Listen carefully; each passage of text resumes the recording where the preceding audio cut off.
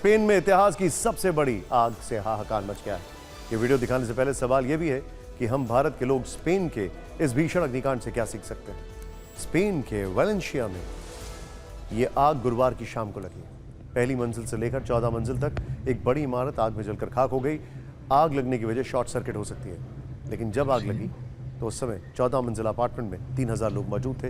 सबकी जान मुश्किल में फंस गई। इसके बाद हर एक जिंदगी को बचाने के लिए स्पेन में सबसे बड़ा रेस्क्यू ऑपरेशन शुरू किया गया और स्पेन को इसमें काफी हद तक सफलता मिली। भीषण आग के इस तांडव से स्पेन दहल उठा, क्योंकि 14 मंजिला इमारत में शायद ही ऐसा कोई फ्लोर बचा होगा जहां तक आग नहीं पहुंची होगी। आग कितनी भयानक लगी इसका अंदाजा इस दूसरे कैमरे से भी लगा। आग लगी थी एक इमारत में, लेकिन फैलते हुए दूसरी बिल्डिंग को भी चपेट में ले लिया। अब यहां देखिए, इस जगह अपनी बालकनी में खड़ी एक महिला बदहवास जान बचाने के लिए चीखती रही, चिल्लाती रही। इसी तरह का तीसरा वीडियो भी काफी परेशान करने वाला था। कैमरे को जब जूम किया गया तो अपने घर के बाहर की बालकनी में 2 और लोग आग में फंसे दिखे। वो भी जान बचाने के लिए चिल्लाते रहे।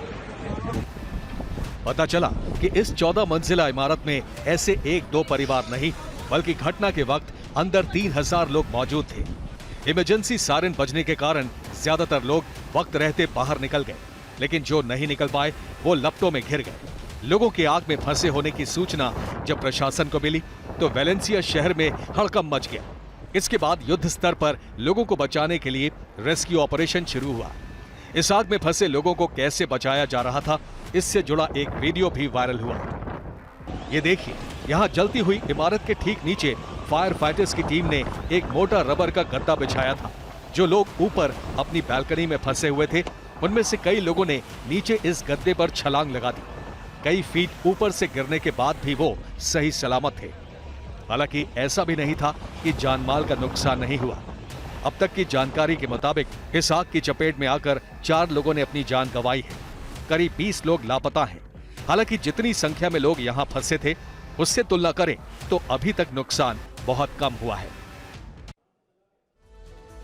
यह आग स्पेन के इतिहास की सबसे भीषण आगजनी में से एक है। हताहत हुए लोगों को दूसरी जगह भेजा गया।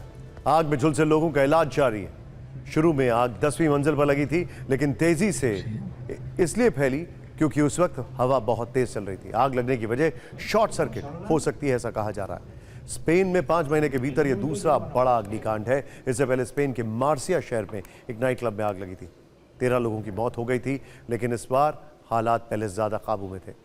इसकी वजह थी लोगों के साथ प्रशासन की सजगता, जिसने जिंदगी बचाने के लिए 12 घंटे का नॉन स्टॉप रेस्क्यू ऑपरेशन चलाया। अब जरा इसकी तुलना दिल्ली में कुछ दिन पहले लगी आग से करते हैं। 21 फरवरी को दिल्ली के द्वारका सेक्टर 10 में पैसिफिक अपार्टमेंट में आग लगी थी। एक फ्लैट में लगी इस आग के बाद घर के अंदर मौजूद बुजुर्ग सास और बहू ने बालकनी से नीचे छलांग लगा दी, लेकिन इस कोशिश में बुजुर्ग महिला की दर्दनाक मौत हो गई।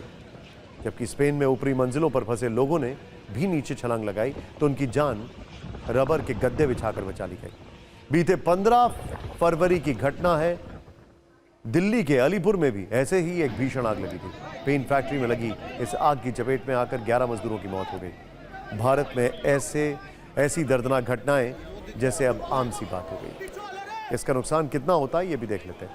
दिल्ली में आग लगने के कारण अब तक इस साल 32 जाने जा चुकी हैं। एनसीआरबी के आंकड़े बताते हैं साल 2022 में आग लगने की घटना से देश भर में करीब 7500 मौतें हुई हैं। इनमें बिल्डिंग और घरों में आग लगने की से मौतों की संख्या करीब 4000 थी, यानी 53.5% लोग बिल्डिंग और घरों में आग लगने की वजह से मारे गए। यानी अपने देश को लेकर चिंता ज्यादा करनी चाहिए। ऐसे में यह भी पड़ताल जरूरी है कि दिल्ली एनसीआर में ऊंची इमारतों में फायर सिस्टम सेफ्टी कितना मजबूत है।